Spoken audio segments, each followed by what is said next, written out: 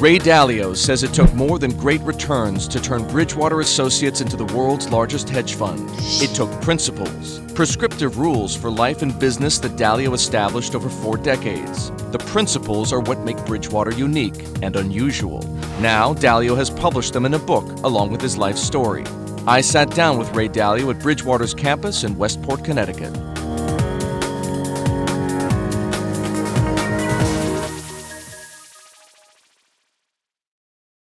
Ray, this is your book. I read your book. It's provocative at the very least. It's full of great ideas. It's the one place where I found them in one place. Why'd you write it? Because these principles, everything that I learned, is in the book. I'm at a stage in my life in which I'm transitioning from what I'll call the second stage of my life, which is when one tries to be successful and others are dependent on oneself, to the third stage in life, in which the greatest joy that I can have is to watch other people be successful. And over these years, I accumulated a bunch of principles that helped me be successful, and I just wanted to pass them along. They were built over many years at Bridgewater because I was making decisions and I was reflecting on them, and I wanted to pass them along. It's unusual at the very least for someone in your position, someone managing $160 billion of investments, someone helping to run a company of Bridgewater's size, to write a book like this. How did you find the time? Well, you know, I've been writing these principles down for, I don't know, 20 years. Because I got in the habit, which is a habit, by the way, I'd recommend to you or anybody else, to, whenever I was faced with a decision, to think, what are my criteria for making those decisions, and then to write them down. Because the same things happen to us over and over again, right? And so, particularly if I'm making mistakes and learning, it was a good exercise. And then eventually I put some of these things into algorithms to make our investment process. So I found that over the period of time I accumulated those principles. And then I didn't feel good about putting the principles out, generally speaking, but in 2008 when we caught the financial crisis and we got attention, some people gave us attention and I didn't want the attention, but I felt that it wasn't understood, the principles of our company that have made us successful. And so I put them out on a website, and they were downloaded 3 million times, and I received all sorts of thank you notes because people found them helpful. And then the time came where I thought, I now gather all these together, and in my transition from that second phase to the third phase, I wanted to put it out. So that's how they developed. And so you'd say, how long did it take to write the book? I don't know. It took a long time to get the principles. You know, it took a lifetime of trial and error. But there's more than just the principles. There's your own personal story. There is the explanation behind the principles. The thing about it that I was reluctant to write that personal part because I don't want people to pay attention to me or somebody's story. They make it too, you know, okay, this is Ray Dalio's story. I like people to look through those principles, you know, through me to the principles and say that the principles themselves make sense. So if in fact that's what happens, people read your story, find it interesting, but look through it ultimately to your life principles and your work principles, what do you hope to accomplish? Well, I just hope that people will assess those principles and see are they useful. I hope that they will form their own principles. What principles work for them? Is that the most important part? Oh, that's the most important part. In other words, there's a certain power of having principles that suit you and that you know and that you can clearly communicate. And I think that that's true today. In other words, what does it mean to be principled? Did you articulate your principles? Are you clear? Are you straight? Can you walk the talk? Today in our society, I hope that it will encourage people to be more principled. So I'm encouraging other people to put out their principles. I won't give you the names, but I spoke to a number of other people, and I want them to put out their principles. Because I think, when I look back, wouldn't I have liked to know what Albert Einstein's principles were, or or Steve Jobs, what were the recipes that led to their successes? What were they going after? And if we had everybody write their principles down and you could look at it, those are sort of recipes. Wouldn't it be nice to have everybody's recipes? Because I could have learned from other people's recipes. You describe systems and processes, even companies and economies for that matter, as machines. Machines is an unusual word. Why machines? Well, I think that to think of it, the human body as a gorgeous machine. It's like our brains as gorgeous machines. It shows that how they develop, how they have cause-effect relationships. And I think the whole ecosystem is a machine. When we start to think about that, we can think about how do we interact with the machine? How do we influence the machine? How do we make the machine work for us? So I'm talking about reality. Okay, there are three things you need to do in order to be successful, right? I mean, well, most importantly, you have to know what the best decisions are, and then you have to have the courage to make them. And so when you look at those choices that you have to be able to deal with reality. And if you just view it as a machine and not something that's happening to you that you don't own, I think it helps give you a psychology. It helped me. You know, cause-effect relationship, how does this machine work? But anyway, whatever the term is that you're comfortable with, when you realize it is kind of a machine, right?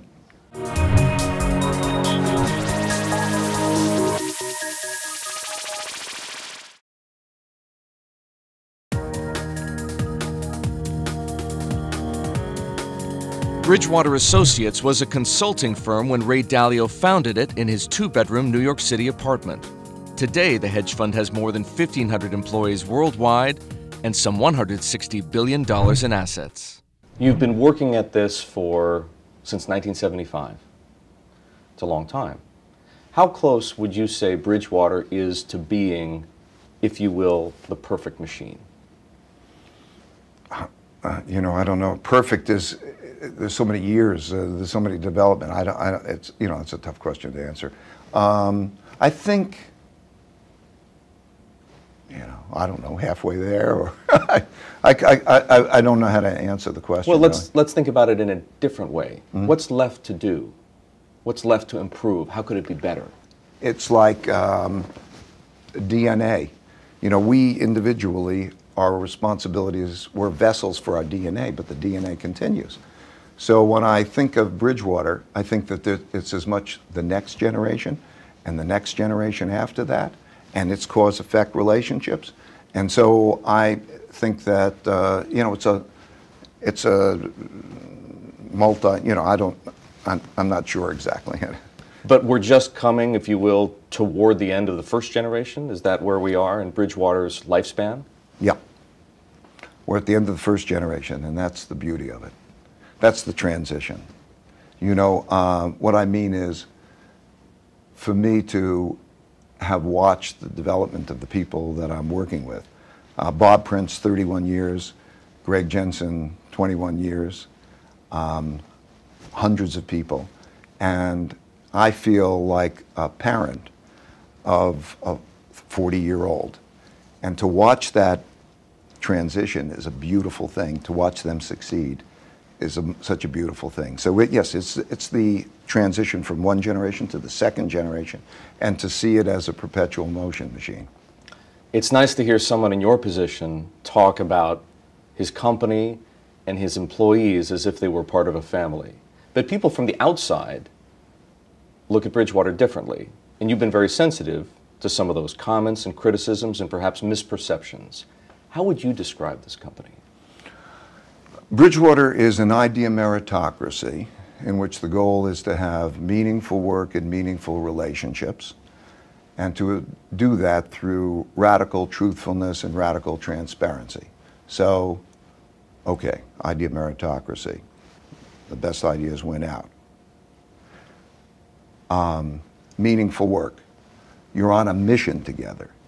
You have impact. Meaningful relationships. In other words, like an extended family. That power of being in it together and realizing that the reward of the relationship is just as great as the reward of the success of the business. But to do that by having radical truthfulness. In other words, that you can say what you believe and I can say what I believe, and that we can have processes in place to have thoughtful disagreement, to get past our disagreements. And that radical transparency is the ability for people to see everything so that they don't have second-hand or third-hand stories. I mean, to me, when I look at a company, most companies, it looks disingenuous. And well, all the stuff that goes on behind the scenes, you know, people don't say what they really think. There's all of the office politics. They don't know what the real story is because there's so much spin.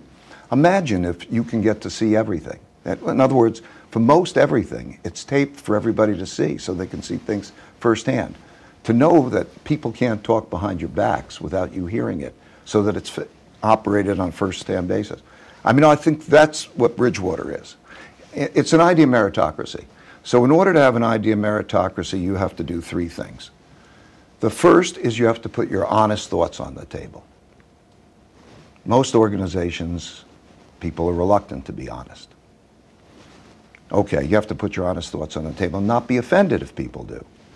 The second is that you have to have thoughtful disagreement. In other words, you respect the fact that somebody has disagreement and that you are curious about that and you have a quality back and forth so that you can ideally come up with a better decision than you would individually because you're open-minded. Not that disagreement is a source of fighting, but disagreement is a source of coming together. And then the third thing is that you have to be able to get past disagreements in an idea meritocratic way if they remain, because they're still going to remain. And in order to do that, you have to have some kind of process. We have believability-weighted decision-making.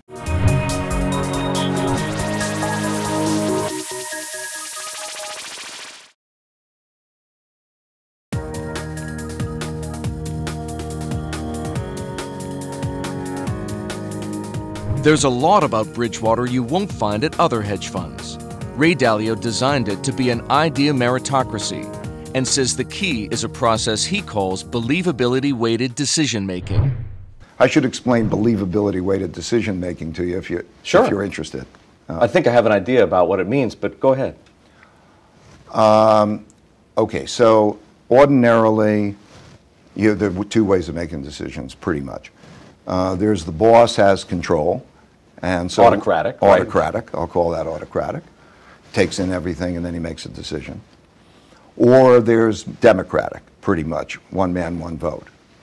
But really, the best decision-making is believability-weighted decision-making. And if you think about it first conceptually, you would say, if you're going to make a decision of what you have a medical condition, and how are you going to get that? You're going to think, who are the best doctors? Consult the experts, right? Consult the experts, but this one knows more and that one knows less, and how do you do it? And then you have this triangulation, and then you make that. That's kind of the idea of believability decision making.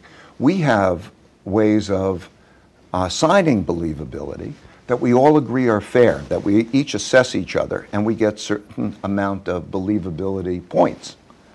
So now imagine that you had believability, your believability on a subject matter. Maybe it's investing, maybe it's accounting, whatever the subject is, that you have a certain amount of believability weighted points and you're together. Well, those believability weighted points, when you say, okay, what should I make as a decision? Now I'm responsible for something, but I ask everybody else, and I take a believability weighted vote. I can have a believability weighted vote. When I have that believability weighted vote, I really do believe that it's going to be a better decision than I would individually make. That's believability weighted decision making. And it's fantastic when you have independent thinkers. In order to be successful in the markets or as an entrepreneur, one has to be an independent thinker that makes decisions better than the consensus decisions. It's fair. In the markets, the consensus is built into the price. It's beta. Yeah. So now you have to bet against the consensus to make money. Therefore, you have to be an independent thinker. The best dynamic is to have a bunch of independent thinkers. Now you've got a bunch of independent thinkers. How are they going to have thoughtful disagreement and get past those disagreements? How we have done that is the key to our success, and it's outlined in the book. Even management gurus who would applaud many of the principles and many of the practices that you advocate and that you explain articulately would also say that the whole construct is kind of utopian, if you will. Has it felt to you in the process of building Bridgewater and all of these things that make it what it is, has it felt anything like a social experiment, or has it felt different? It's eminently practical, right? If it's otherwise, the results show it, right? It's the reason for the success that I've had or the Bridgewater's had, right? I mean, we got 40 years of looking at this thing. So this is not utopian, this is realistic, right? But I would like, that's why I wrote the book. People can read the bits and pieces. You read them one by one, and you could say, does that piece make sense? Isn't it sensible to have an idea meritocracy where the best ideas win out? Okay, now, what are the rules of the game to achieve that? That's what it's all Isn't that about. better? Well, if you want to get to the idea of meritocracy, you've got to have a way of getting there. Right. If you want to get to the best answer, it's not going to be in your head. I think one of the greatest tragedies of mankind is that people stubbornly have wrong opinions in their head that they could easily stress test and get to better opinions collectively if they could be forthright with each other and go through the processes I outline in the book. And the reason, and they have to have humility. I learned the fear of being wrong. I'm fearful of being wrong. And it's because of that that I need those independent decision makers. So I think it's a very practical, it's not utopian, it's practical.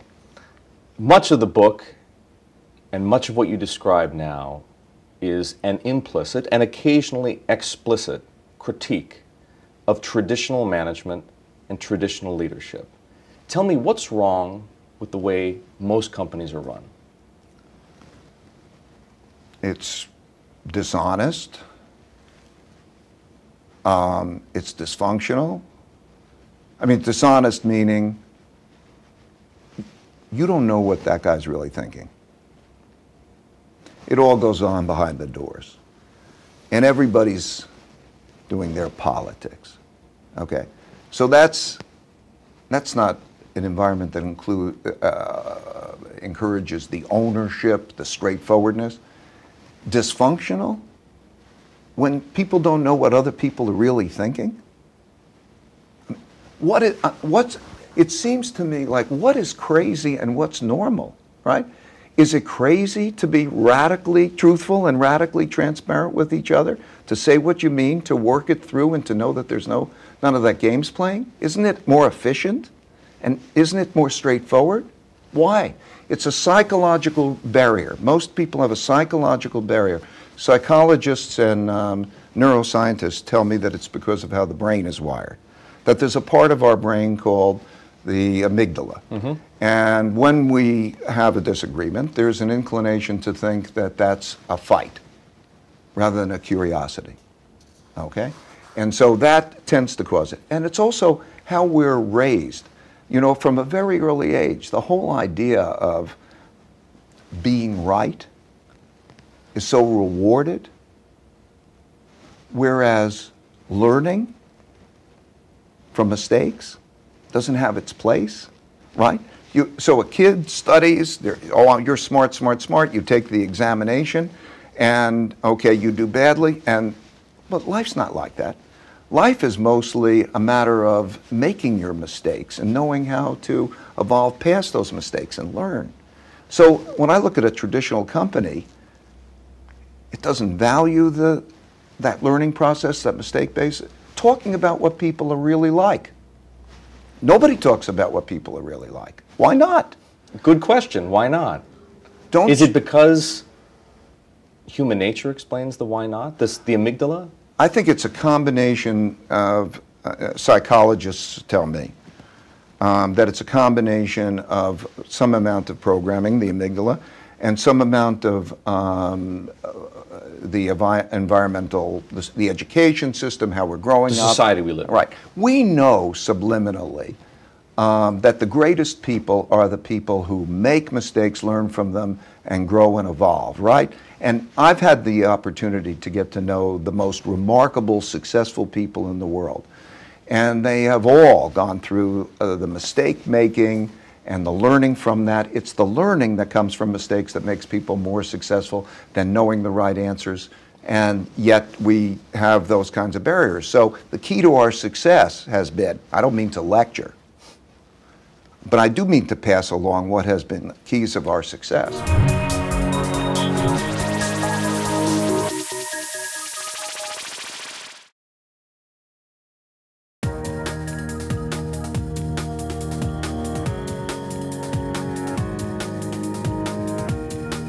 Ray Dalio says all great leaders make mistakes. What sets them apart is how they learn from those mistakes. Dalio wishes they'd all write those lessons down. Principles is his way of sharing the ones he learned while building Bridgewater. So who's on your list of good leaders then? Bill Gates is a great, Elon Musk, you know, there are shapers. Jack Dorsey, Reed Hastings, in some of the business community. In the philanthropic, somebody I admire enormous is Mohammed Yunus, microfinance, and has found really the inventor of social enterprise, and he knows how to make essentially businesses out of philanthropy. In other words, to make them self-sustaining. Fantastic. Jeffrey Canada, Harlem Children's Zone. In other words, a vision. These are visionaries who are shapers. You know, they're just, and those are contemporary. Those are. It's very difficult in government. Well, you spent a lot of time with Mario Draghi. Would you put him on that list? Oh, I'd put Mario Draghi on that list. I would say Ben Bernanke is a hero. Okay. In other words, the person who stood up and at a very difficult time with a sacrifice, personal sacrifice, to do the right things. The political system has its challenges. It sounds to me like the unifying threads among all of these people whom you do admire are, on the one hand, independence, independent thinking and creativity, and on the other hand, the courage to pursue either one or both of those things. I mean, everybody has their role. That's the thing I've also learned. That everybody has their own nature and the role, and it takes a team. And so, yes, I like the fact that those people, for the good of whatever, can go from visualizing something, visualization to actualization, to build it out. However, I can tell you that all of those people all need people who have different natures and different abilities.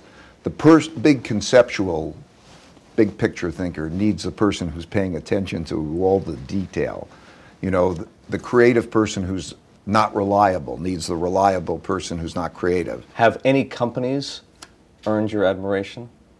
Other psychologists who've come in and examined it, our company, say that there are comparisons. I would say that Netflix with Reed Hastings has earned my admiration.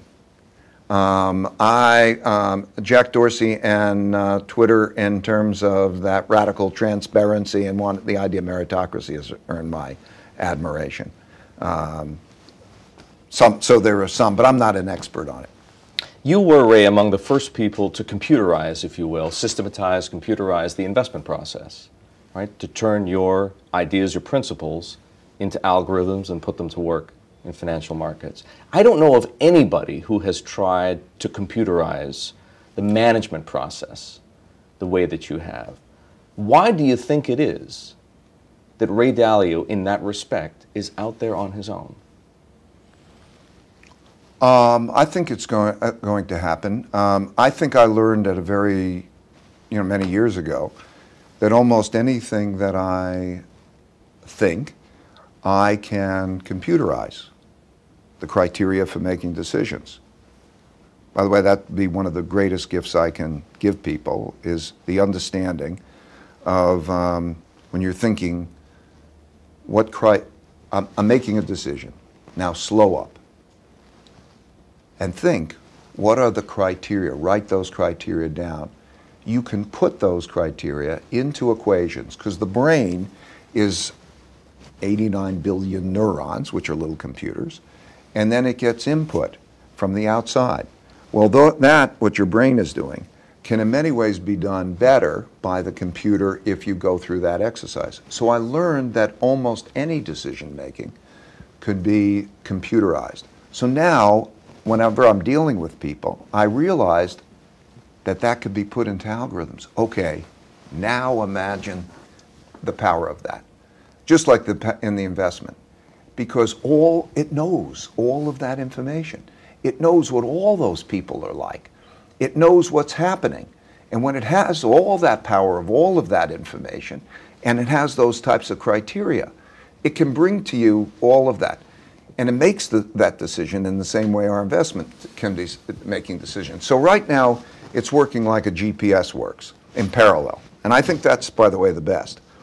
When you have the computer making the decision like a GPS makes a decision, and you're making a decision in parallel, those two things line up and you make better decisions. And all companies eventually will do this kind of thing. Yeah. And people too? Yeah. I think that you're not far from being able to go to your smartphone, and just like you call in Google and you say, what am I, what's the facts? And you get your facts like this, that you'll be able to call in and get your advice. Idea meritocratic decision making by experts. You see, two things are coming together at the same time, and that is radical transparency and algorithmic decision making. Okay, radical transparency means that almost anybody can know almost everything about you, maybe more than your wife knows about you, because you're leaving this data, these fingerprints all over the place. So the data on you gives you a profile so that the computer knows you, okay? You take that data and you put it together with algorithms, and those algorithms are going to say, how do I deal with him in a way that's better, more tailored to you than the human could? That's where we are, right? Is the outcome inevitably good? Because if you think about it, the outcome of a system like that, particularly put to bad use, could be frightening. Well, it's like most things. It has good and bad sides to it, but I think that, like we found it miraculous because you certainly can make better decisions. You can make those decisions idea meritocratically if everybody's involved in making those algorithms. In other words, like I wrote the principles in the book, you could write an algorithm.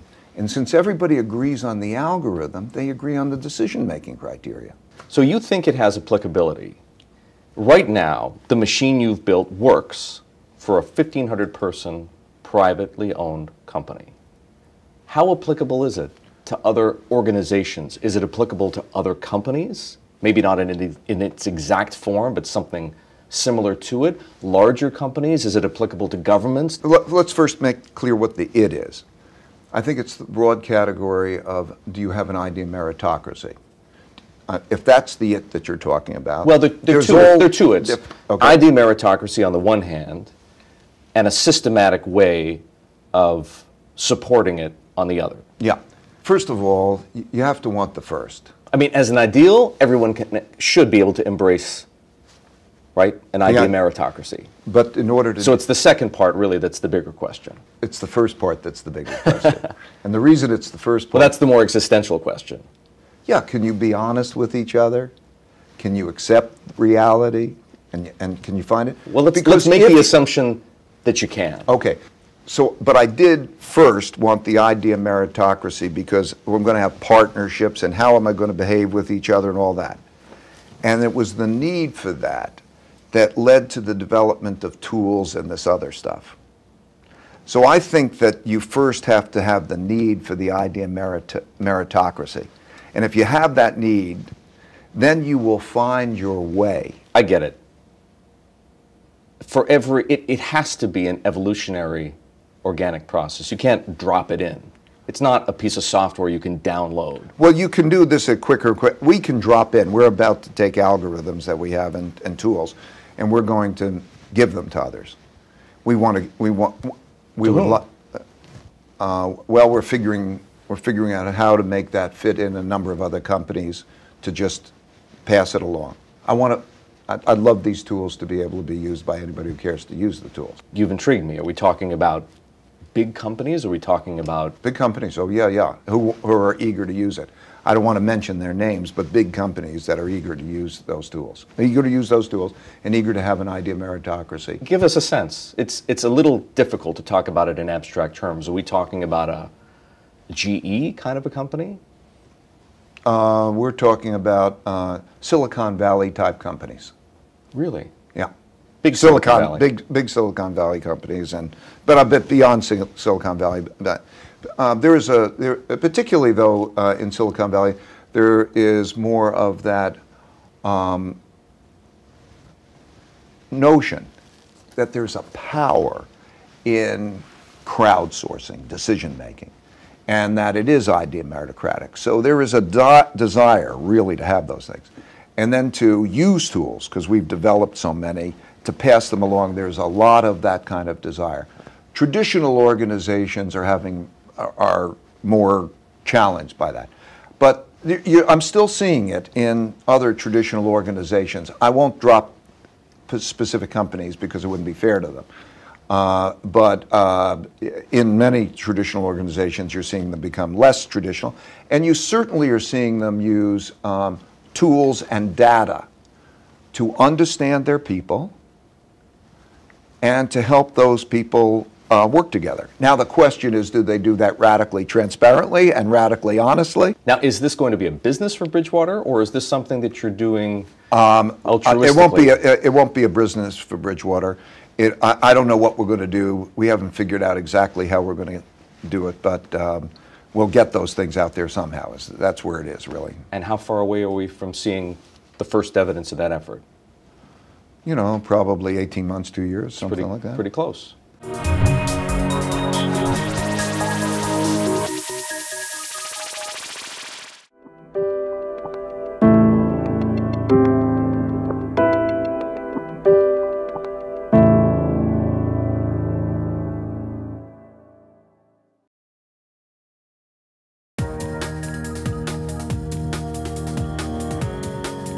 Many successful companies find it hard to thrive once their founders move on. The next generation doesn't share the same values, or the culture gets watered down. Ray Dalio wants to make sure that doesn't happen at Bridgewater. Ray, you're clearly very concerned with succession and with Bridgewater's future. Unsurprisingly, but you're very concerned. Why is it so important? Well, I don't, you know, I was saying, if you're not worried, you need to worry. And if you're worried, you don't need to worry. Because if you worry about things, then you take care of those things. So when I say concerned, we've been going through what we said was an up to 10-year transition process. Turned out it's taken about 7 years. And concerned would be the wrong way, wrong word. What I am is like, as I say, going from one generation to another. So if you have a 40-year-old who I've worked with, all these people for so many years, and that, you know, that's it. It's now theirs. It's been a trial and error process. Like most learning. Why has it been difficult? You knew it would take time. You figured it would take as long as 10 years, but it's been challenging. Well, because we knew that was going to be challenging. And I mean, it would be so naive not to think it would be challenging. When any founder or, you know, founder-owner makes a transition to the next generation, it's like almost doing anything that you never done before. And you think about so many organizations, anybody would tell you organizationally, when you're making that kind of a transition, of course it's going to be a new experience. I mean, it's of everything I do. Everything I do, which is a new experience, is going to be challenging. It's going to have problems, it's going to have mistakes. It's this 5-step process that I sort of described in the book. Are you there yet? Or are you at the point where Bridgewater can function without Ray Dalio? Absolutely. Absolutely. This is, and we know we're there now. because of what we've gone through. I mean, when I say no, nobody's 100% sure of anything. Right. Yeah, I couldn't tell you whether we would function with Ray Dalio, you know, but we're at a stage where I've never been more confident that we're in great shape. And let me be clear, I'm not leaving the investment part of the thing. You'll remain a co-CIO. I'm going to remain a co. I love investments. I love economics. That's my game. My objective is to not ever be needed, to watch others be successful without me, and we are there. I get to play my game, but I don't want to be needed, and I'm not needed. You thought you were there before, though. How do you know that you have the right leadership in place? You've got two co-CEOs in Eileen Murray and David McCormick. You've got two fellow co-CIOs with Greg Jensen and Bob Prince. How will you know that that's the right mixture? And what if one of those people, what happens if one of those people leaves? Well, that's the beauty of it. I mean, you just rattled off the co's. Okay, so there's a co-CEOs, there are co-CIOs. There's always backup, and there's that kind of duplication. There's a board that's overlooking at it. Many of the things that weren't in place when we started this journey.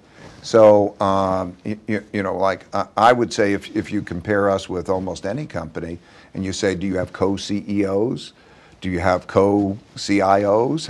Do you have a team, a large team, who's worked together for a long time? It's probabilities. So we've evolved.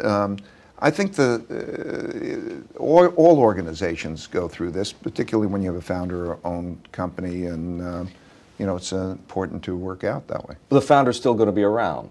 He's still going to be managing the portfolios. That's right, but it's like a father with.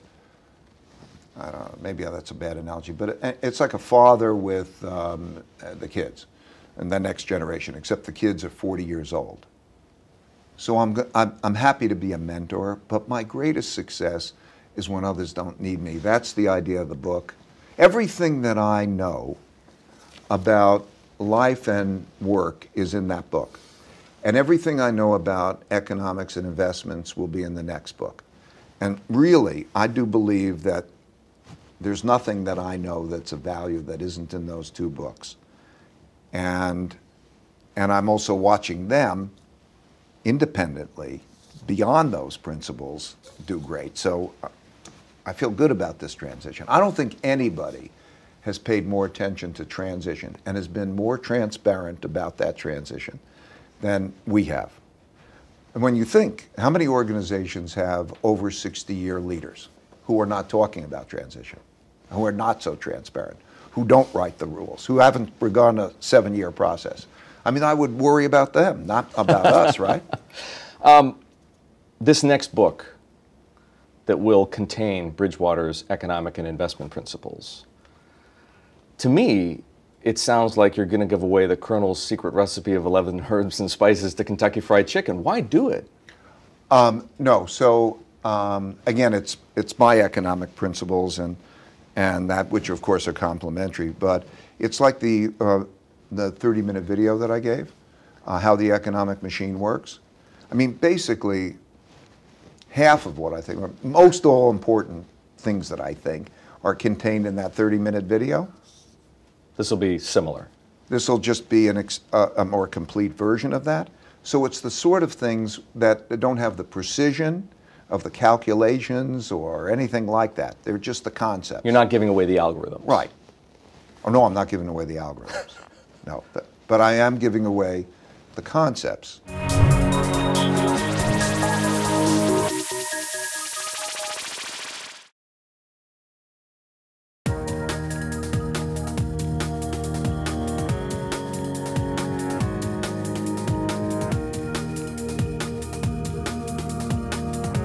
Bridgewater was one of the few hedge funds that made money during the financial crisis. That turned founder Ray Dalio into something of a guru. Policymakers around the world came knocking, seeking his advice. You talk in the book about your dialogue with Mario Draghi, and you talk about the pleasure you took advising other public officials. Is that something you want to do more of? Yeah, as long as they find it helpful, I find it helpful. I want, yeah. How good or bad a job are those public officials collectively doing right now managing the world economy? Well, by and large, there's fiscal policy, there's monetary policy, and that's what they're doing. If I take monetary policy, I think that they have done a remarkable job, that we have had what I call a significant, beautiful deleveraging. And what I mean is that our debt burdens and our debt service burdens have gone down while the economy has grown, and we haven't had an inflation problem. And they did that by understanding the mechanics and the engineering, and I really do think to some extent I was able to be of some help in terms of that exercise, but I think they've done a beautiful job. And so if you look at the economy right now, for the shorter term where we have a situation where we don't have too much inflation and too little inflation, and we don't have too much growth and too little growth, and we don't have a debt bubble, and so on. We have something that is reasonable in terms of those types of conditions. This is very different than 2008. We have a political situation which is difficult. We have a wealth gap and an opportunity gap, which is a difficult situation. And we have very big obligations coming forward, pension obligations, health care obligations that are going to be a burden. That's going to be a gradual problem. But the way that those those who are running monetary policies have handled that well. By and large, fiscal policy I think reasonably well. It's a very much more politicized area. So that's a much more favorable characterization than a lot of people would give fiscal policy. Most people would give fiscal policy 2 thumbs down. Yeah. You hear a hesitancy in terms of my giving it compliments relative to the other, but I think that the political environment itself is such a difficult environment, and so politics itself is dysfunctional. And I mean, we have to talk about how to deal with idea of meritocratic, thoughtful decision making. That's a different question. But nonetheless, if you take the individuals and you put them in their jobs, and you're asking how do they do in those jobs, all things considered, and that's the problem. Those are things that we have to consider, that they have done in fiscal policy. I think the political system is a very challenging situation. If you were advising the president, what would you tell him to do, or what would you suggest that he do? The most important thing is to make sure that we understand what the country's principles are that bind us together rather than those that divide us. To have idea meritocratic decision making, to try to come up with the best collective decisions, to bring the country together in an idea meritocratic way. I think the period that we're in reminds me very much of 1937, if I was to pick an analogous period of time, because at that time, it was after the financial crisis. We had 29 to 32, which is the equivalent of our 2008, 2009. They printed a lot of money, asset prices went up, interest rates went to zero, and we had a large wealth gap which created populism, analogous. The central bank begins to tighten monetary policy, and then we had a populism, and we had a fall in the stock market, and we had conflict. So we are once again at that precipice? Well, yes, we have we cannot have a tightening of monetary policy that's material. We have a very large wealth gap, a very large gap that the top 0.2% of the population's wealth equals the bottom 90% of the population's wealth. And it's not just wealth, there's a polarity. And this is a time where we have both of those things. You can't have an economic downturn because socially and politically we could not stand an economic downturn, right? We will be at each other's throats. It's a threat to our system, right?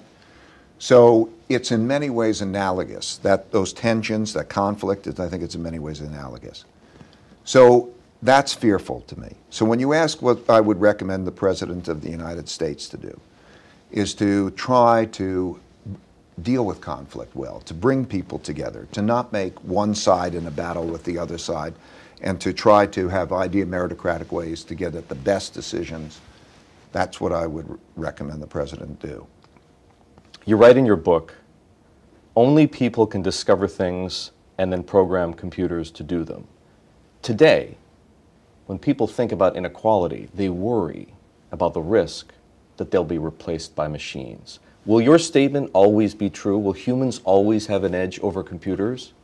Or will computers replace us? The notion of intuitions, imagination, the same type of creativity comes from millions of years of programming that is in the brain. Genetic programming. Genetic programming, okay? We have a lot of genetic programming that are those intuitions. I think that for the foreseeable future, for a very, very long time, those elements will not be able to be achieved in the same way as the computer is. And so the best thing is when the computer and man, imaginative people, are working together.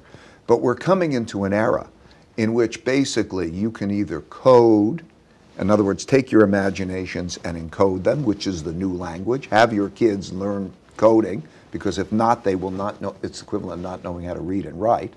They will need to express themselves that way. And when you have that and working with the computer, that's the ultimate power, and I think that that's where we're headed. And if you don't have it, you get replaced by a computer? It's either you're doing the programming or you're getting replaced by a computer, for the most part, for a lot. People worry about that. Do you worry about it? I do worry about it, but I worry. There's an economic component. This split is a big thing. I just did a study for examining the bottom 60% of the economy. So this is the majority of Americans. And if you look at the conditions of the majority of Americans, the bottom 60%, it is a very bleak picture. Averages don't convey it, and unless you're in the middle of it, you don't see it. And that is intolerable. That's going to be a problem. Now, how you deal with it that's a complicated question, because in many cases, evolution and productivity is connected to this wealth disparity. It's producing the wealth disparity, and it's producing those things. So it's going to become increasingly challenging to figure out what do you do about it. That's a whole big topic.